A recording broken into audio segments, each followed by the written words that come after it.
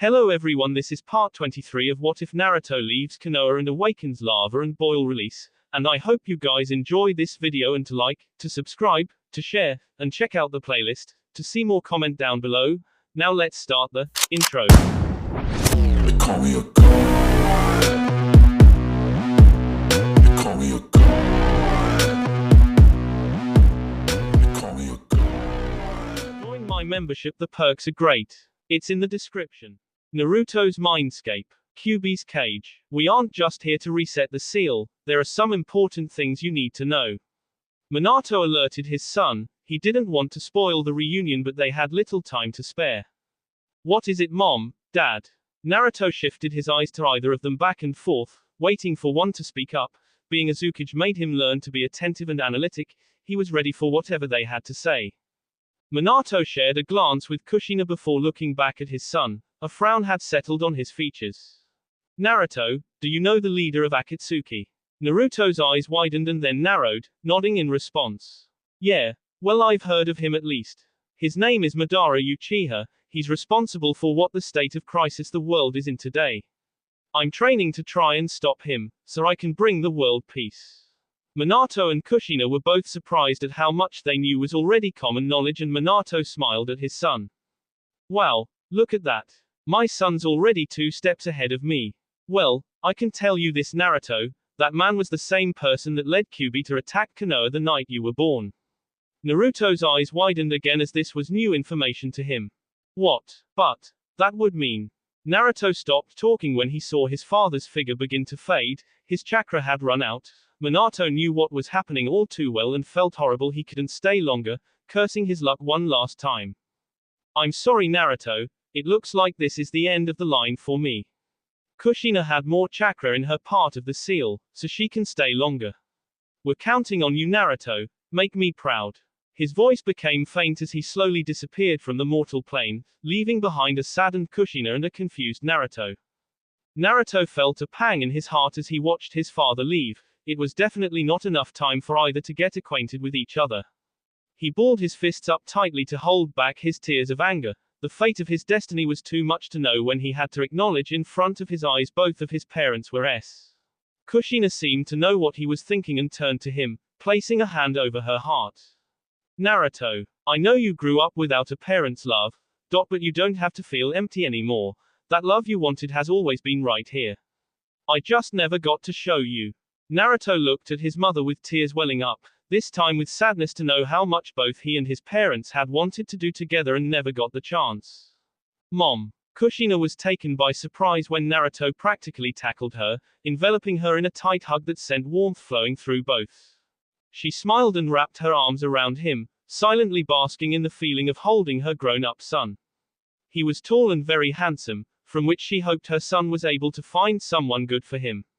She absently wondered if he read her notes left behind for him. It was her one last way of speaking to him before that night. Naruto, my baby boy, you're so handsome. Naruto leaned out of the hug to look his mother in her eyes, silently enjoying her praise. Thanks, Mom, you look pretty good yourself. Kushina brought a hand to her mouth and stifled a giggle. She soon brought herself to sit down and Naruto followed suit. Well, thank you, Naruto. I was always afraid you would have my crazy red hair, but I'm glad you got your father's blonde locks. Too bad you have my rounded face though.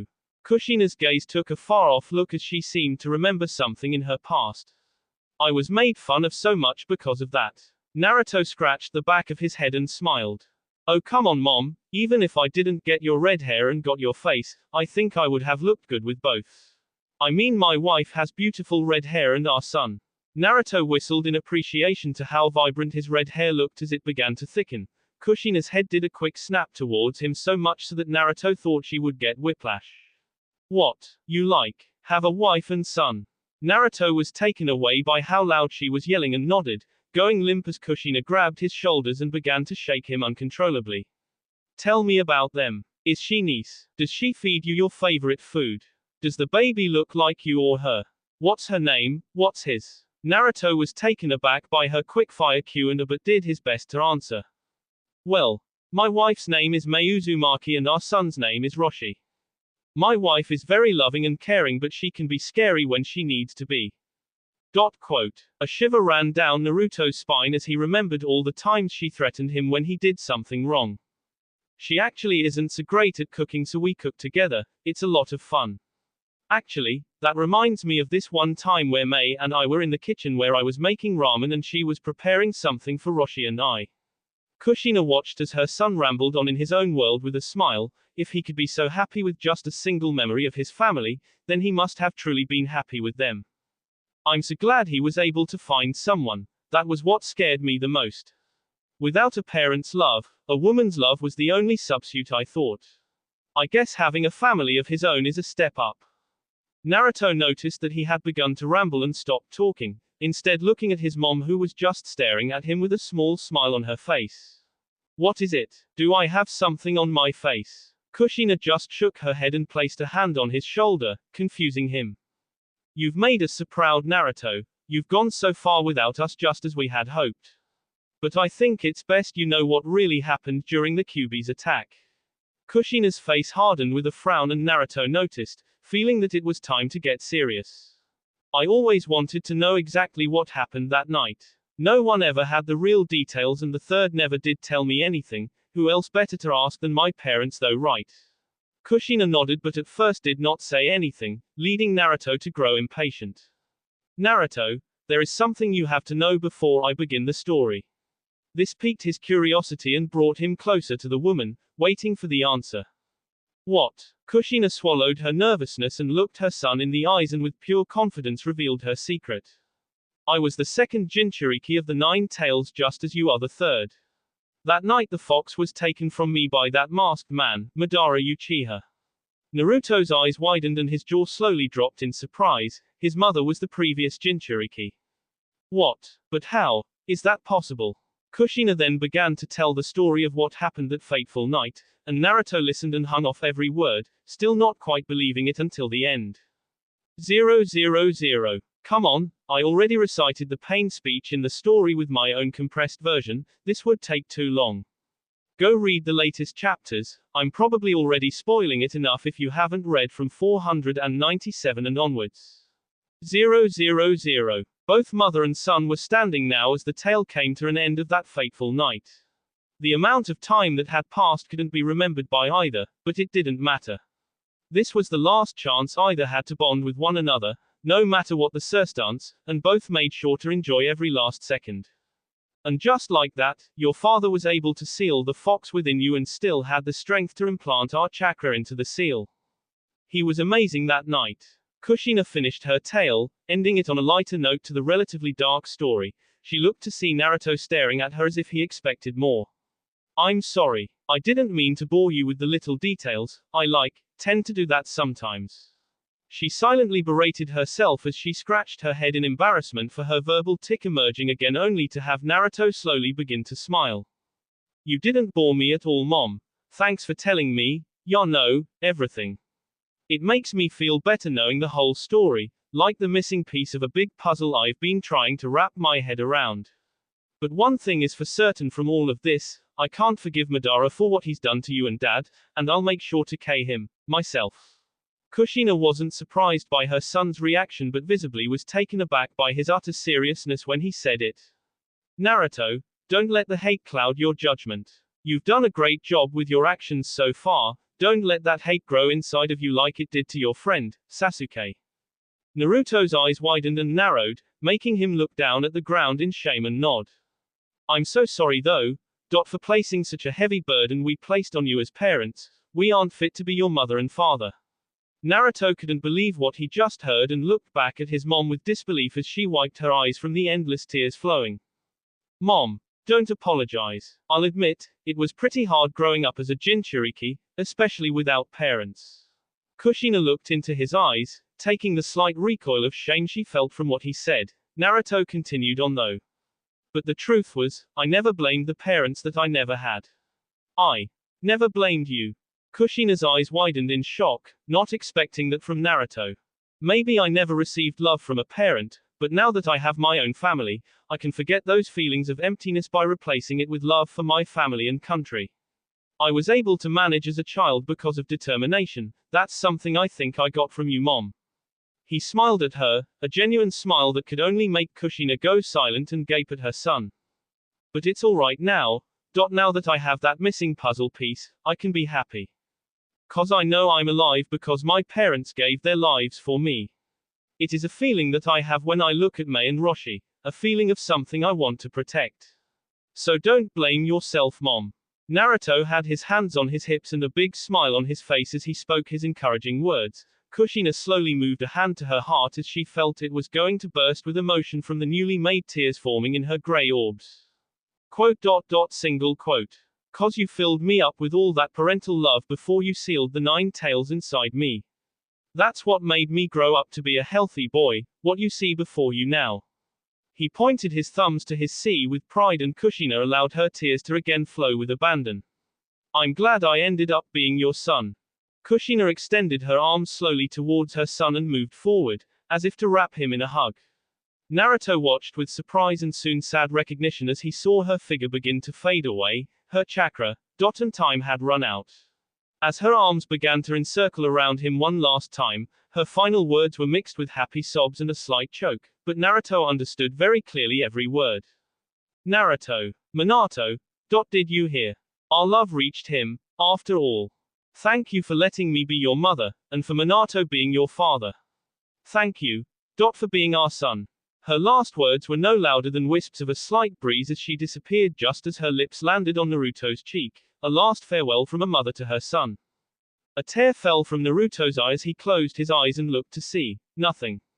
The warm embrace he had felt was gone from him now, but the warmth that radiated from his heart did not cease. He had never felt so at peace after speaking with his parents. It was as if some great obstacle that had held him back had now been lifted from his path. The space where his father had taken him, an infinite white plane that offered privacy within his own subconscious, began to fade away as its purpose was fulfilled. Naruto's eyes hardened as the 9 tails cage came into focus. The dark boiler room had calmed from the demon's fury and now looked normal. The chains had disappeared from the fox, leaving it to impatiently wait for the boy to come back from his pathetic reunion. So, you finally return. I hope seeing your parents was enlightening. The way it said that made Naruto want to end its life right there, even if he knew it was impossible. Keep laughing, Fox, I've got a surprise for you too. I know that you them, so don't even try and beat around the bush. The fox's smile disappeared and it huffed in resignation as its surprise was already found out.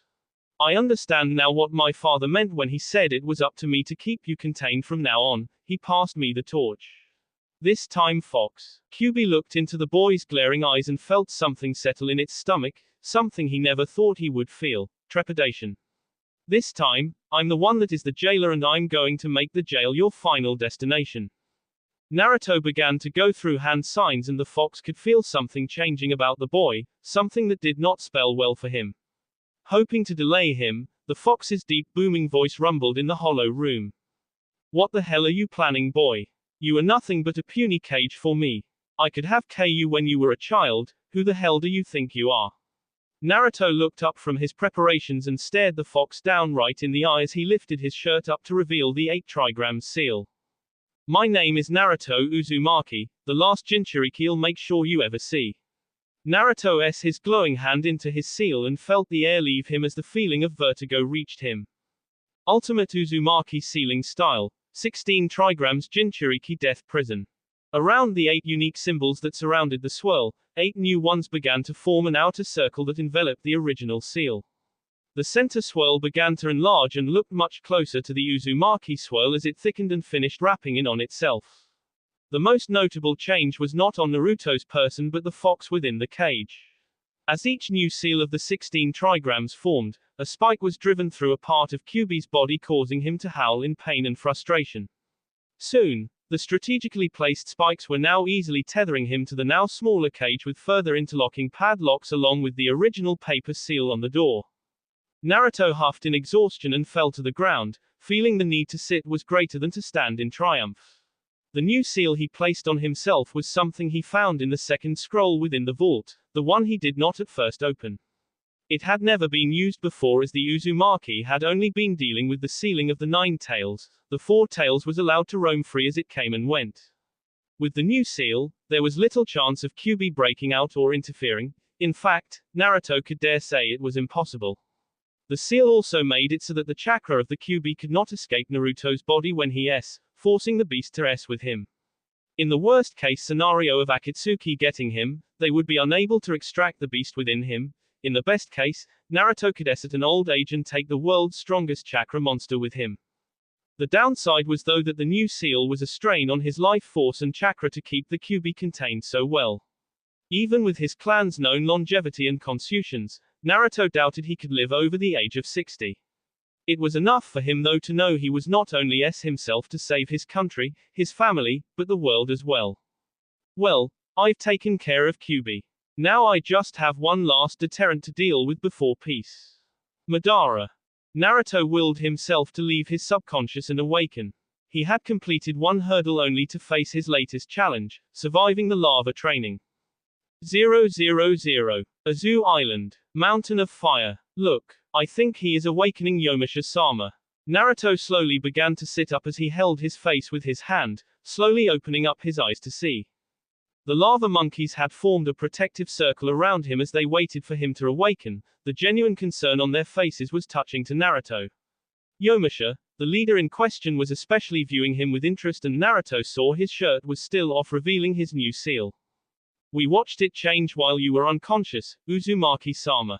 Is there anything we should know? Naruto slowly stood up and began to move again towards the lip of the volcano. Yamara held out an arm in warning for him to stop. Wait, Naruto-sama, you just woke up. Don't push yourself. Naruto glanced over his shoulder and began to speak to the personal summons. I'm not as fragile as you might think, Yamara, so please do not consider me as such. I've taken care of the Kyuubi and have had a great epiphany to my destiny. I just have one last thing to do. Let's get to work. Without warning, Naruto leaped into the volcano and the monkeys felt as if he had gone insane. They rushed to the edge to look over and found Naruto, standing on top of the lava without any problems. His hands were up against one another in a calming stance and they could feel the chakra and heat calm and mix within him. This is. Yamara couldn't bring words to describe the Azukage's actions. Yomasha finished it for him. Incredible. 000. Konohagakure. Dungeons. Kakashi was wide awake, having felt the immense shock waves from some sort of earth tremor. Half of the cell block had collapsed. As the guard had no current orders and the structure was still structurally sound, Kakashi was to remain where he was. The stupidity of the man watching him was once again thought over by the silver-haired Junin when the door creaked open to his cell block. Two men conversed. One was the voice of the guard which Kakashi had memorized while the other was a seldom heard messenger. They spoke in hushed yet panicked tones and Kakashi could tell something was very wrong. His senses also felt strange, as if something incredibly powerful was bearing down on them and its arrival imminent. I haven't felt something this powerful since the Nine Tails attack. You've got to be kidding me. Did these orders really come from the elders? The guard suddenly shouted, bringing Kakashi back into focus. Yes, you are to release Kakashi Hatake for emergency conscription duty. The village is in a level 1 emergency and we need all the able-B shinobi we can get. The sad truth is, he is still one of our top jonin and shinobi of this village. Now let him out. As if music to Kakashi's ears, the guard ran over to his cell and quickly unlocked it, facing him down with his masked face. Get up, Kakashi. I'm sure you heard that guy. You are one lucky son of AB. The guard drawled sarcastically as he unhooked Kakashi's straitjacket and gave him a ninja pouch. Well, looks like I am pretty lucky. I don't have to listen to you B anymore. Before the guard could retort, Kakashi held the eye patch off and disappeared in a puff of smoke. Cursing quite loudly, the guard turned back to the messenger and shrugged his shoulders. The other man scratched the back of his head nervously. Damn, I know they said to let him out, but they also wanted guards to follow him. Think we can catch him? The Anbu jailer shook his head, looking back at the spent eye patch on the ground. No way. I may not like him, but Kakashi Hatake was one of the best in Anbu and damn near one of the fastest. We wouldn't have stood a chance with a head start. The two men shrugged and headed out of the underground facility. The village needed shinobi now and they had to answer the call. 000. Konohagakure. Village outskirts. Yes, we're almost there. Madara thought to himself with glee as he continued his confident stride down the main dirt path that would lead straight to the north gate. The four-tailed beasts followed along to his flanks, crushing trees and anything that would stray into their paths. It was only a matter of time before the village would be in sight, then Madara could watch as it was destroyed in one fell swoop. If the Kyuubi wasn't enough, surely his brothers can finish what he couldn't. Without a meddling Hokage or stubborn Jinchuriki this time, surely I cannot be defeated. Halt! Madara watched as a squad of Leaf Anbu, fully equipped and ready for action, appear in front of him and block his path. Are you the one controlling these things? They quickly brought out the katana and other weapons, preparing to fight him to halt his advance. Madara merely chuckled in amusement. What do you think? He asked with sarcasm dripping from his tongue. The rebuttal made the man flinch and gave Madara time to charge forward and grab onto him. With a simple movement of the N, the man was sent screaming away to another dimension.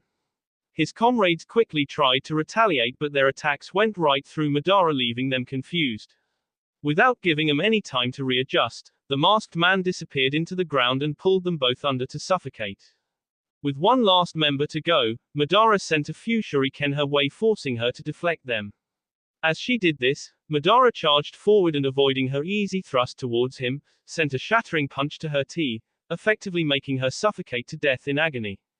With the obstacles out of his way, Madara continued on until he could see the Leaf Village on the horizon. Madara smirked and sent the four tails up first, its large red mane easily the most recognizable and intimidating. Destroy it, he said simply to bathe in the power he had over them. The four tails began to comply by opening its jaw and showing what appeared as a large cannon. From it erupted a concentrated shot of lava towards the village. It could easily cover an entire residential district in hot lava.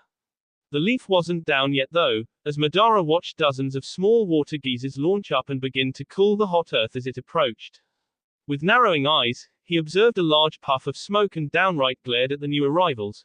Battle toads the size of the Hokage monument had arrived to play. With one deft swipe of his sword, Gamabunta destroyed the cooled rock that had once made up the four tails' attack. The earth rained down onto the forest floor harmlessly, and it allowed the leaf to assess the situation with some room to breathe. The large toad shifted his pipe to one side of his mouth to the other as he viewed the enemy contenders with barely hidden fear. Four-tailed beasts stood against them. He had brought along Gamaiken and Gamahiro to fight alongside him, and they did have Elder Fukasaku and Shima's help, but things still did not look good. Crap. I hope Jiraiya gets here soon. We won't be able to keep them at bay forever. Fukasaku-sama. The great toad yelled out, bringing attention to the smaller elder that sat atop his head. When will Jiraiya get here? Can't you summon him? Fukasaku scratched his chin and shrugged in answer. I could, but Jiraiya apparently isn't traveling alone. Unless that one has the correct seal placed on him, they must arrive here through normal travel. Gamabunta s his face in frustration. How could Jiraiya miss something like that? Grr, that idiot. He better get his here quick, or else. Gamabunta noticed the six-tailed slug coming forward and smirked. Slugs were the prey of toads and it would make for easy picking, tailed beast or no. Gamaiken, help me out with this one. The red toad nodded and both leaped forward to attack the six tails. It began to form a slime bubble to protect itself. I may be ungraceful. Gamaiken began to speak in his usual low self-esteem talk. However, he s his weapon into the bubble, destroying it with one swoop. But I will do whatever I must to protect those I wish to. Gamabunta s his sword into the slimy mucus and damaged one of the defending tails, forcing the slug back. Ha ha. Take that, you overgrown escargot. As Sheen began to cover the battlefield and Gamabunta quickly jumped backwards. The five tails made its presence known as its mouth slowly released more of the acidic steam. Damn. There's too many. Fukasaku frowned as the battle began to get closer to the gate to Konoha. He could only hope Jiraiya would place the seal on the other person quickly. Hurry, Jiraiya-chan. 000. Azugakure. Azukage's tower. As soon as Mei arrived at the tower with Ao, she immediately set to work preparing letters for their allies to read. Ao watched in silent amazement as she sat at the desk and did the work with practiced ease, a trait obviously gained from being Mizukage. There was no angry frown nor silent cursing. Mei had no qualms with the work she did and did it efficiently, contrary to many lazier shinobi in the past. That takes care of those. I'll prepare a squad to head out to sea and launch a few carrier pigeons with the messages.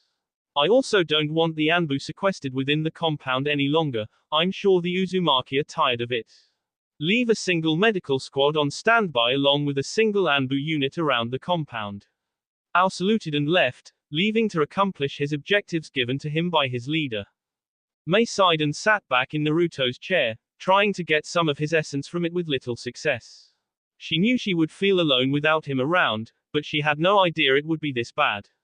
The feeling of doubt was still there in her heart, just not as prevalent. His death was still her biggest fear. With little else she could do though, Mei kept him in her thoughts as she sat in his chair in his office. Naruto, I wonder what you're doing right now.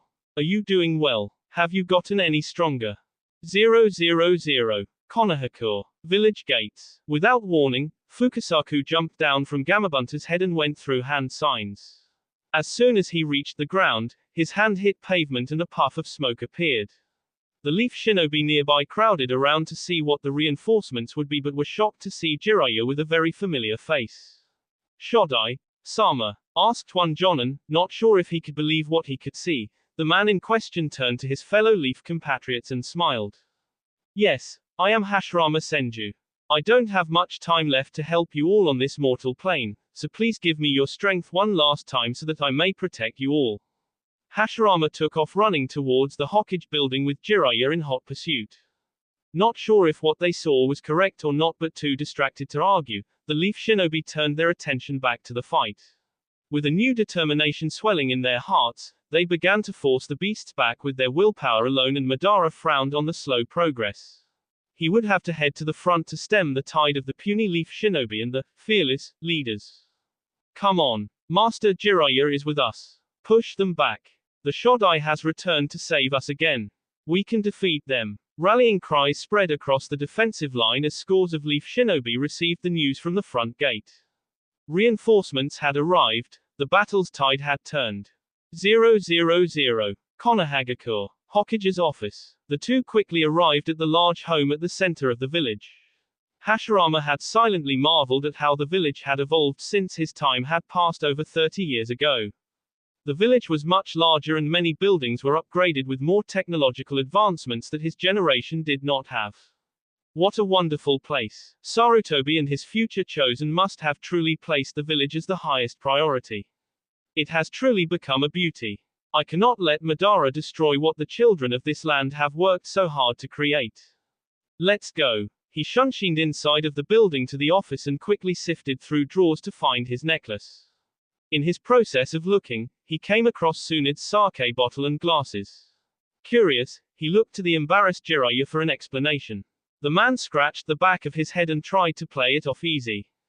Well, you see, Tsunde has a lot of stress. Drinking is her way of helping her cope with all the paperwork. Yeah, that sounds good. Hashirama's eyes widened upon hearing that his granddaughter had been named the latest Hokage, even more so shocked that she drank. My granddaughter, the Hokage. And she drinks nonetheless. I'll have a stern talk with her if I see her again. He mumbled out as he searched again, finally coming across his necklace with a relieved smile.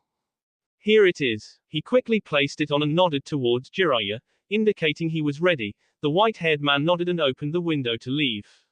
We should head back to the village gate. It's the closest to the beasts and has a good vantage point. Jiraiya noted to the Hokage as they made their way back towards where the battle was getting steadily closer to home. Yes, that sounds fine. It will be extremely difficult for me to stop the beast's rampage, let alone contain them. I will need everyone's help in keeping the enemy shinobi away. If Madara comes for me directly, please stay back, I will deal with him. Jiraiya could only nod as the brave leader of Konoha leaped up into the air and landed on the top of the gate. He began to go through hand signs as the Leaf Village shinobi stopped to stare at him in awe. Hokage-style 60-year-old technique Kakuin entering society with bliss-bringing hands. He focused his chakra into the ground surrounding each tailed beast and slowly the ground began to shake as the wooden stakes began to rise. 000. It can't be. This is impossible. Madara watched helplessly as large stakes began to appear around the tailed beasts, effectively halting them in confusion. He had seen the jutsu used once before, many years ago at the Valley of the End. Only one person knew how to perform the technique on such a large scale, but he was S. Madara narrowed his eyes and felt it was time to make an appearance. Let's see who you really are. 000. As Hashirama's newly made stakes contained the beasts in one spot, his necklace began to light up as he began to use his special ability to control them. Green beams of light began to emanate from his necklace, and 4 strands of these launched at light speed to a stake that surrounded one of the tailed beasts. This strand soon interconnected all of the stakes, and when all were united by the green light, it shot towards the beast in the center and hit them in the center C. This powerful chakra began to overtake their own senses and slowly forced their powers to recede. They fought, of course, trying their best to resist the controlling chakra aura. Without proximity to crush the user of the crystal and would release, they had little chance of escaping. As their powers waned, they began to shrink in conjunction. Hashirama allowed a small smirk to find its way on his face as he saw victory at hand. With his concentration though, he could not bring a hand to wipe the sweat that had formed on his brow. The body containing him was extremely durable and had high levels of tolerance, telling him whoever had S themselves was a powerful shinobi. Sensing an enemy coming towards him to his left, Hashirama turned his head and with one hand caught the oncoming kick that would have hit his head.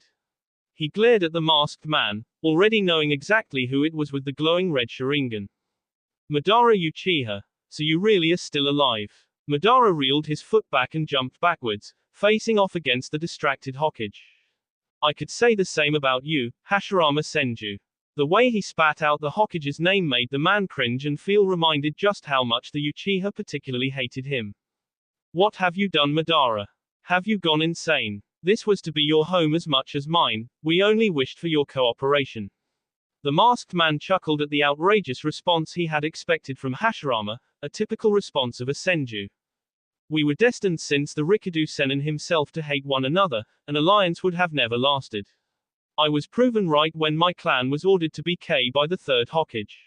You Senju can't be trusted, that is why I will destroy this obstacle of mine for world domination.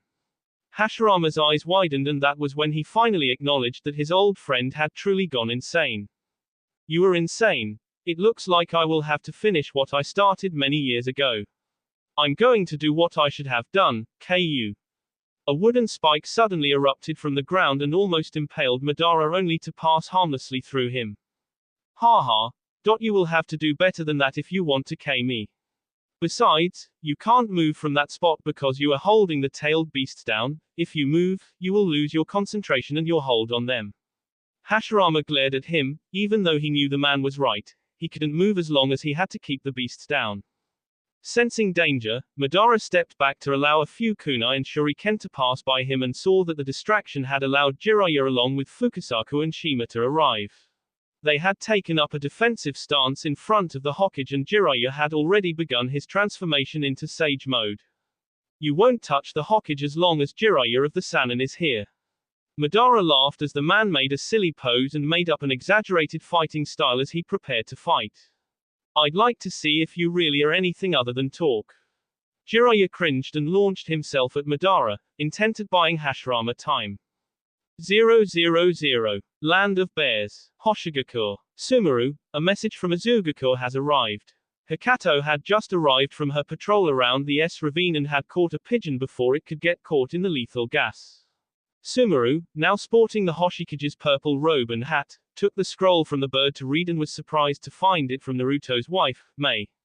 It was an alert to gather his forces and head to Azugakure immediately for a war council and preparation for an invasion of Kiri. This must be important. Yeah, this has to be the real deal. We can finally put an end to Akatsuki and show the elemental nations that we can handle things ourselves. Hikato, gather all able-B shinobi we have. I have a very important announcement.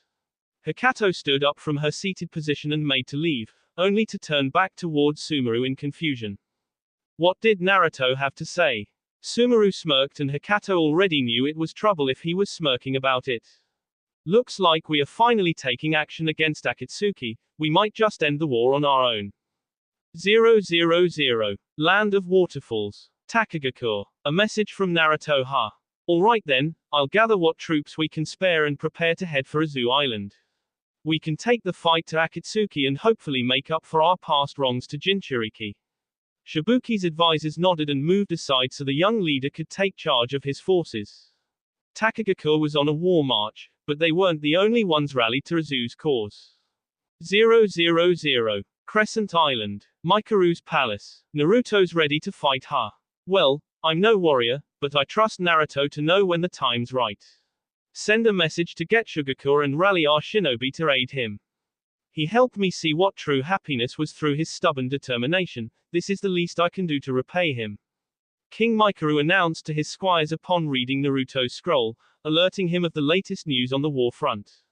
Yes, Mikaru-sama, we shall make the arrangements. The large man nodded and held his cheek with one hand, leaning onto one side of his throne. I hope Hikaru doesn't catch wind of this. After the effect Naruto had on him, he might very well end up joining the expedition. Ah well, maybe we can win this silly war after all and I can take a second tour of the world again. I wouldn't mind seeing Naruto's home. The king shrugged, he had all the time in the world. For now though, the fate of the world still had yet to be decided. He would just have to wait until the final blow had been struck. 000. That will be all for this video. Be sure to like, subscribe, share, and comment down below for more videos. Goodbye.